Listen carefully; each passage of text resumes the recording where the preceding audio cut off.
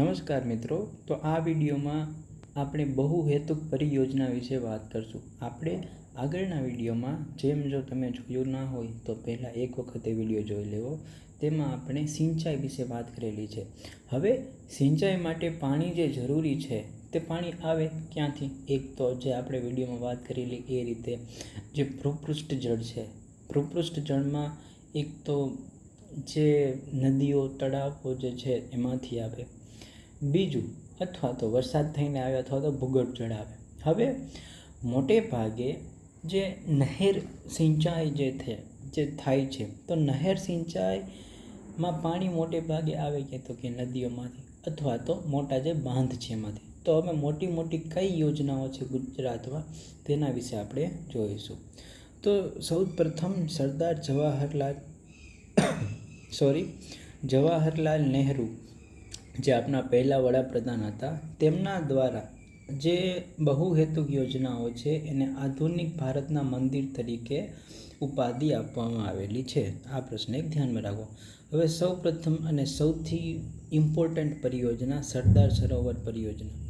તમને બધાને આના વિશે ખબર પડે છે, બધા સ્ટેચ્યુ ઓફ યુનિટી જઈ આવ્યા છો, બરાબર છે.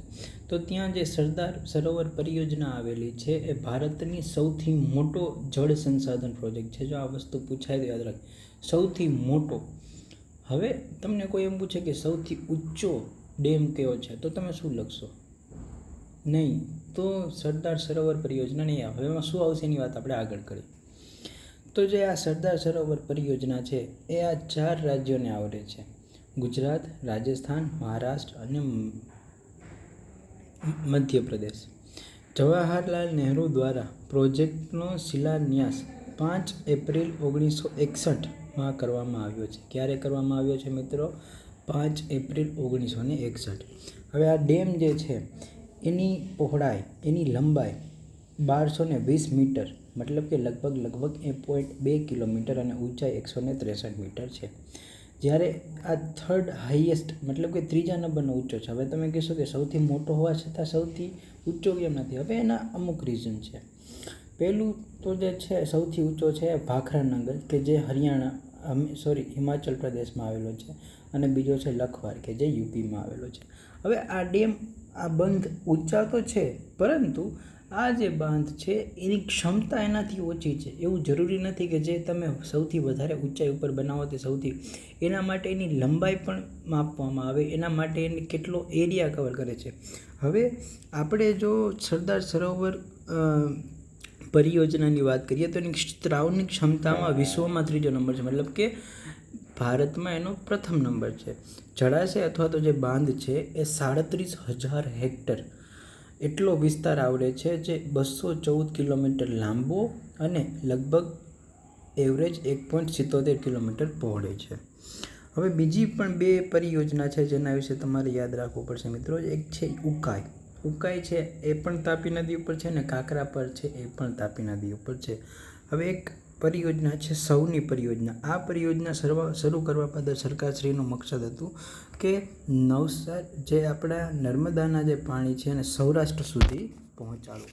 હવે અમુક વનલાઇનર 4-5 ક્વેશ્ચન છે જેને આપણે જોઈશું. સૌપ્રથમ છે કે સૂક્ષ્મ સિંચાઈ મિશનની શરૂઆત ક્યારે થઈ હતી? તો એની શરૂઆત થઈ હતી 2010માં.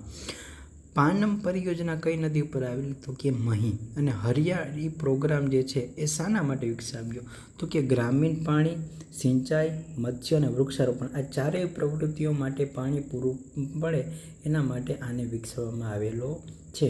તો આપણે જે કાલના વિડીયોમાં જોયું તેમાંથી એક વસ્તુ હું ફરીથી તમને રિપીટ કરી દઉં, જે મેં કાલ પણ ડિસ્કસ કર્યું હતું, કે જે ભારત લેવલે સૌથી વધારે ઇરિગેશન છે એ, મતલબ કે સિંચાઈ જે છે એ ટ્યુબવેલથી થાય છે, જ્યારે બીજા નંબરે નહેર અને પછી કૂવા. પણ એ વસ્તુ ગુજરાતમાં નથી. ગુજરાતમાં સૌથી વધારે નહેર દ્વારા સિંચાઈ થાય છે, બીજા નંબરે ભૂગર્ભ જળ દ્વારા, અને પછી તળાવને બાકી બધું આવે છે. તો આ એક થોડુંક ટ્રિકી ક્વેશ્ચન છે જેને તમારે ધ્યાનમાં રાખવું. ભલે પર્સેન્ટેજ યાદમાં ના રહે, પણ એક બેઝિક આઈડિયા હોવો જોઈએ કે જ્યારે ભારતની વાત થાય ત્યારે સૌથી વધારે ટ્યુબવેલ, પછી નહેર અને પછી કૂવાઓ દ્વારા સિંચાઈ થાય છે. જ્યારે એ જ વસ્તુ ગુજરાતમાં વાત કરવામાં આવે તો નહેર પહેલા ક્રમાંકે આવશે, એના પછી ભૂગર્ભ જળ અને એના પછી તળાવ આવશે.